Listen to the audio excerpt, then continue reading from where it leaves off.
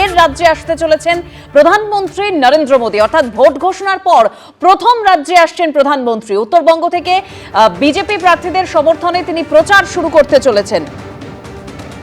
আজ কোচবিহারের রাসমেলা ময়দানে বিজয় সংকল্প সভা রয়েছে প্রধানমন্ত্রী নরেন্দ্র মোদীর। বিজয় সংকল্প সভায় যোগ দেবেন।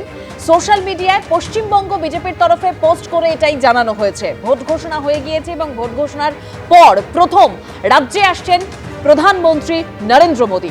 উত্তরবঙ্গ থেকে তিনি বিজেপির প্রার্থীদের সমর্থনে প্রচার শুরু করছেন। আজকে কোচবিহারে তার বিজয় সংকল্প সভা রয়েছে।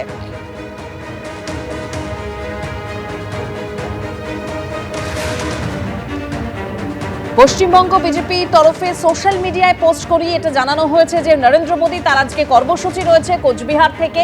কোচবিহারে তিনি বিজয় সংকল্প সভায় যোগদান করবেন। কখন তার এই কর্মসূচি রয়েছে আর বিস্তারিত আমরা জানবো আমাদের প্রতিনিধি শিবাশিস মৌলিকের কাছ থেকে। শিবাশিস, এখনো পর্যন্ত যা সূচি অনুযায়ী রয়েছে তাতে দুপুর 2টো নাগাদ হাতিমারা সামরিক বিমানবন্দরে সেখানে নরেন্দ্র মোদীর এসে নামার কথা এবং সেখান থেকে হেলিকপ্টারে তিনি কোচবিহার শহরের উদ্দেশ্যে পাড়ি দেবেন। কোচবিহারে তিনি যে অস্থায়ী যে স্থায়ী হেলিপ্যাড রয়েছে সেখানে নামবেন নরেন্দ্র মোদী এবং তারপর তিনি গাড়ি করে আসবেন কোচবিহার রাসমেলার মাঠে। কোচবিহার রাসমেলার মাঠে এসে সেখানে তিনি আনুমানিক মঞ্চে ওঠার কথা তার 3টে নাগাদ। সেখানে বক্তব্য রাখবেন প্রধানমন্ত্রী নরেন্দ্র মোদী। বিজেপির তরফে এই সভার নাম দেওয়া হয়েছে বিজয় সংকল্প সভা। এনসিসি লাগু হওয়ার পর অর্থাৎ নির্বাচনী নির্ঘণ্ট ঘোষণার পর, ভোটের দিন ঘোষণার পর প্রথম নরেন্দ্র মোদী সভা করছেন পশ্চিমবঙ্গে এবং উত্তরবঙ্গের কোচবিহার থেকে সেই সভা কিন্তু শুরু হচ্ছে। আরো একটা বিষয় বলে রাখি, এর আগে কিন্তু কলকাতার ব্রিগেড প্যারেড গ্রাউন্ডে 14ই মার্চ, আমরা জানি যে 14ই মার্চ নরেন্দ্র মোদী সভা করেছিলেন কলকাতার ব্রিগেড প্যারেড গ্রাউন্ডে এবং তারপরে কিন্তু বেশ 25 দিন পরে নরেন্দ্র মোদী সভা করছেন কোচবিহারে। কোচবিহারে তার এই সভায় শ্রমিক ভট্টাচার্য, শুভেন্দু অধিকারী, সুকান্ত মজুমদার সহ বঙ্গ বিজেপি নেতৃত্ব তারা উপস্থিত থাকার কথা রয়েছে এবং এরপরেই কিন্তু আবার 9 তারিখ, 10 তারিখ, 11 তারিখ অর্থাৎ 9 এপ্রিল, 10 এপ্রিল এবং 11 এপ্রিল পর কিন্তু নরেন্দ্র মোদী সভা করবেন পশ্চিমবঙ্গে। 9 এপ্রিল তার সভার জন্য ভেবে রাখা হয়েছে হলদিয়া, সিউড়ি এবং আসানসোলকে। 10 তারিখে তার শিলিগুড়িতে রোড শো করার কথা রয়েছে এবং 11 তারিখ কৃষ্ণনগর সহ একাধিক জায়গায় সভা করবেন প্রধানমন্ত্রী নরেন্দ্র মোদী। ধন্যবাদ শিবাশিস। মমতা বন্দ্যোপাধ্যায়, অভিষেক বন্দ্যোপাধ্যায় সহ তৃণমূলের 40 জনের তারকা প্রচারকের তালিকা। তারকা প্রচারক সিপিএম থেকে তৃণমূলে যাওয়া প্রতীকুর রহমান। তৃণমূলের তারকা প্রচারকের তালিকায় রয়েছে অনুব্রত মণ্ডলের নামও। তালিকায় রয়েছে দেব, রচনা বন্দ্যোপাধ্যায়, কোয়েল মল্লিক, রাজ চক্রবর্তীর নাম। তালিকায় প্রথম নাম মমতা বন্দ্যোপাধ্যায়, দ্বিতীয় অভিষেক বন্দ্যোপাধ্যায়। তালিকায় রয়েছে সুব্রত বক্সী, চন্দ্রিমা ভট্টাচার্য, ফিরাদ হাকিম, অরূপ বিশ্বাসের নামও। বিবেচনাধীনদের নিষ্পত্তির পর নাম বাদ গিয়েছে সুপ্রিম কোর্টের নির্দেশে। নাম বাদ যাবার বিরুদ্ধে প্রতিবাদ বিক্ষোভ করার প্রয়োজন নেই। বিবেচনাধীন থাকা নাম বাদ গেলে ট্রাইব্যুনালে আবেদন করুন। শীঘ্রই শুরু হবে ট্রাইব্যুনালের কাজ, জানালেন মনোজ আগরওয়াল। না, আপনার যেটা নাম বাদ গিয়েছে এটা জুডিশিয়াল এডজুডিকেশন পরে। আমাদের যে সুপ্রিম কোর্ট অর্ডার ছিল, সুপ্রিম কোর্টে অনেক লোক এখান থেকে গিয়েছিলেন। সুপ্রিম কোর্ট যেটা বিবেচনা করলো, সুপ্রিম কোর্ট বললো এখানে যে পরিস্থিতি আছে এক্সট্রাঅর্ডিনারি পরিস্থিতি আছে, যে আপনার যে অফিসার আছে ওদের র্যাঙ্ক নেই এরকম, তারপরে এখানে অনেক কমপ্লেন্ট আসছে। এই জন্য সুপ্রিম কোর্ট বললো কি আমরা জুডিশিয়াল অফিসার থেকে এডজুডিকেশন করাবো। সুপ্রিম কোর্ট গাইডলাইন দিয়েছিল জুডিশিয়াল অফিসার কীভাবে এডজুডিকেশন করবেন। এডজুডিকেশন পরে কিছু নাম বাদ গিয়েছে। এটা judicial officer judicial mind apply করেছেন। জুডিশিয়াল অফিসার যে কাজ করেছেন ওটা as per law of the land করেছেন। ওটা উপর এগ্রিটেশন করার কোনো প্রয়োজন নেই, क्योंकि জুডিশিয়াল কোনো হয় সুপ্রিম কোর্ট নিজেই বলেছে কি যদি আপনি শিওর নেই, যদি আপনার ইসিআই বুঝবে কি কোনো নাম অন্তর্ভুক্ত হয়ে গেছে, কোনো পাবলিক বুঝবে অন্তর্ভুক্ত হয়ে গেছে যেটা অন্তর্ভুক্ত এলিজিবল ছিল না, যে কারো নাম বাদ গিয়ে গেছে, ওরা আপিল করতে পারে। আপিলের ট্রাইব্যুনাল কাজ আরম্ভ হচ্ছে একাদিন মধ্যে। বিজেপির পঞ্চম প্রার্থী তালিকা, যেখানে আরো 5টি আসনে নাম ঘোষণা করা হলো। দমদম উত্তরে বিজেপি প্রার্থী তপন শিকদারের ভাইপো সৌরভ শিকদার। মধ্যমগ্রামে বিজেপি প্রার্থী রাজু বন্দ্যোপাধ্যায়। কৃষ্ণনগর উত্তরে বিজেপি প্রার্থী তারকনাথ চট্টোপাধ্যায়। কল্যাণীতে বিজেপি প্রার্থী করেছে অনুপম বিশ্বাসকে। উলুবেড়িয়া পূর্বে বিজেপি প্রার্থী করেছে রুদ্রপ্রসাদ বন্দ্যোপাধ্যায়কে। আরও 3 কেন্দ্রের প্রার্থী বদল করেছে বিজেপি। বসিরহাট উত্তরের বিজেপি প্রার্থী কৌশিক সিদ্ধার্থ, বেহালা পূর্বের বিজেপি প্রার্থী শঙ্কর শিকদার। বিষ্ণুপুরে দ্বিতীয়বার বিজেপির প্রার্থী বদল করা হলো। বিষ্ণুপুরে বিজেপির নতুন প্রার্থী অভিজিৎ সর্দার।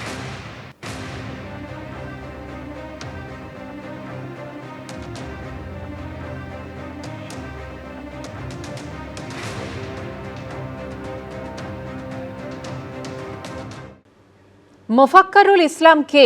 কোন রাজনৈতিক দলের সঙ্গে তার যোগ রয়েছে? এ নিয়ে যখন রাজনৈতিক চাপানুতর চলছে, তখন মোফাক্কারুল ইসলামের গ্রেফতারের বিরুদ্ধে সরব হয়েছে আম জনতা উন্নয়ন পার্টির চেয়ারম্যান এবং মিম প্রধান আসাদুদ্দিন ওয়েসির জোট শরিক হুমায়ুন কবির। এ নিয়ে শুরু হয়েছে রাজনৈতিক চাপানুতর। We are traveling alone. High Court, take care of my children. মালদায় বিচারকদের ওপর হামলার ঘটনায় মোফাক্কারুল ইসলামকে গ্রেফতার করেছে সিআইডি। বর্তমানে পুলিশ হেফাজতে রয়েছেন তিনি। সূত্রের খবর, শুক্রবার বাগডোগরা বিমানবন্দর থেকে মোফাক্কারুল ইসলামকে পাকড়াও করে রাজ্য পুলিশের গোয়েন্দা শাখা সিআইডি। কার্যত গর্বের সুরে কথা জানান মুখ্যমন্ত্রী। মালদার যে ঘটনা করা হয়েছিল,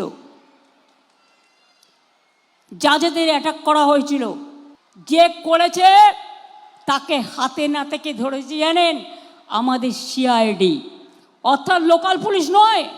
মনে রাখবেন, পরিকল্পনা করে পরিকল্পিত করে এনআইএ আসার আগে আমাদের সিআইডি, যেটা এখনও আমি দেখি সেই সিআইডি ইলেকশন কমিশনের আন্ডারে পড়ে না, সেই সিআইডি তাকে গ্রেপ্তার করেছে বাগডোগরা থেকে আসল কালপিটকে।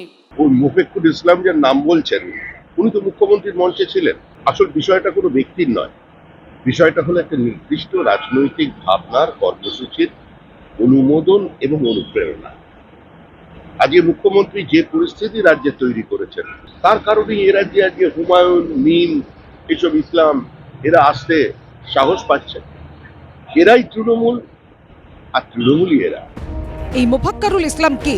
কোন রাজনৈতিক দলের সঙ্গে তার যোগ রয়েছে? কে তার পেছনে? কারা তার প্রশ্রয়দাতা? এই নিয়ে যখন রাজনৈতিক চাপানুতর চলছে, তখন মোফাক্কারুল ইসলামের গ্রেফতারির বিরুদ্ধে সরব হয়েছেন আম জনতা উন্নয়ন পার্টির চেয়ারম্যান এবং মিম প্রধান আসাদুদ্দিন ওয়েসির জোট শরিক হুমায়ুন কবির। সোশ্যাল মিডিয়ায় তিনি লিখেছেন, কলকাতা হাইকোর্টের আইনজীবী মোফাক্কারুল ইসলামকে মমতা বন্দ্যোপাধ্যায়ের পরিচালিত সিআইডি যেভাবে অন্যায় গ্রেফতার করেছে, তা অত্যন্ত উদ্বেগজনক এবং নিন্দনীয়। একই জমায়েতে তৃণমূল প্রার্থী সাবিনা ইয়াসমিন এবং কংগ্রেস প্রার্থী আব্দুল হান্নান উপস্থিত থেকে আন্দোলনের পক্ষে বক্তব্য রেখেছেন, যার ভিডিও প্রমাণ সামাজিক মাধ্যমে স্পষ্টভাবে বিদ্যমান। তবে তাদের বিরুদ্ধে কোনো ব্যবস্থা নেওয়া হয়নি। এখানেই প্রশ্ন উঠছে, কেন শুধুমাত্র মোফাক্কারুল ইসলামকে টার্গেট করা হলো? আরও উদ্বেগজনক বিষয় হলো, প্রথমে একটি নির্দিষ্ট রাজনৈতিক দলের আইটি সেল থেকে তার গ্রেফতারের দাবি ওঠে এবং পরবর্তীতে শাসক দল তৃণমূলও একই সুরে কথা বলতে শুরু করে। মোফাক্কুরুলের যে ভাষণ, এই ভাষণের থেকে সিডিশিয়াস আর কোনো কিছু হতে পারে না। আমাদের আরো ধারণা, যাকে গ্রেপ্তার করা হয়েছে এবং যিনি ওখানে গ্রেপ্তার বরণ করেছেন বাগডোগরা থেকে, তার থেকে তিনি শুধু মুখ বা তিনি মাথার একটা অংশ। যারা উস্কানি দেয়নি তাদের একটা রকম, যাকে দেখা যাচ্ছে এ কোথায়, এসপি কোথায়, ডিএম কোথায়, অমুক কোথায়, নিয়ে সে ভিডিওটাতেই তো দেখা যাচ্ছে কিভাবে মানুষের আবেগকে, একে মানুষ দুঃখিত, নাম বাদ যাওয়ার চক্রান্তে পড়ছে, কিভাবে উস্কানি দেওয়া হচ্ছে। তো যারা উস্কানি দিয়েছে তারাই তো গ্রেপ্তার হবে, যারা উস্কানি দেয়নি তাদের বিরুদ্ধে কি ব্যবস্থা হবে? একদিকে বিজেপি যখন বিভিন্ন ভাইরাল ছবি সামনে এনে দাবি করছে মূল অভিযুক্তের সঙ্গে তৃণমূলের সম্পর্ক ছিল, তখন আবার বিজেপি ও আসাদুদ্দিন ওয়েসির দলকে একসঙ্গে কাঠগড়ায় দাঁড় করিয়েছেন মমতা বন্দ্যোপাধ্যায়। মুম্বাই থেকে বিজেপি ধার করে ওই মিমকে নিয়ে এসছে, বাগডোগরা দিয়ে পালাচ্ছিল। আইএসএফ ওদের সাথে, কংগ্রেসেরও উস্কানি আছে আর বিজেপিরও উস্কানি আছে। যদিও বিজেপি এবং মিম উভয়ই মমতা বন্দ্যোপাধ্যায়ের অভিযোগ অস্বীকার করেছে, কিন্তু মূল প্রশ্ন হলো, ভোটের আগে কোন লাভ ক্ষতির অঙ্কে কে মোথাবাড়ি কাণ্ড ঘটালো? সৌমিত্র রায় ও শুভেন্দু ভট্টাচার্য রিপোর্ট, এবিপি আনন্দ। সামনেই ভোট, তার আগে চলছে প্রচার, কিন্তু এই সময় কি খেয়ে ফিট থাকছেন বেলেঘাটার বিজেপি প্রার্থী পার্থ চৌধুরী? নিজেই জানালেন এবিপি আনন্দকে।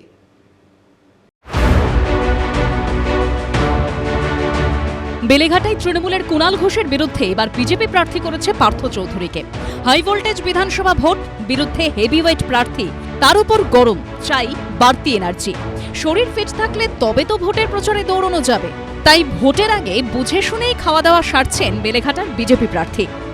দুবেলা ভাত, মাছ, আমরা বাঙালি, মাছ ছাড়া হয় না, তাই বজরংবলীর পুজো করি। মঙ্গলবার নিরামিষ খেতে হয়। আমার মা বালাজিকে অনেক মানেন, তাই আমি শনিবারও নিরামিষ খাই। বাকি 5 দিনই মাছ ভাত হচ্ছে আমার সবথেকে প্রিয়।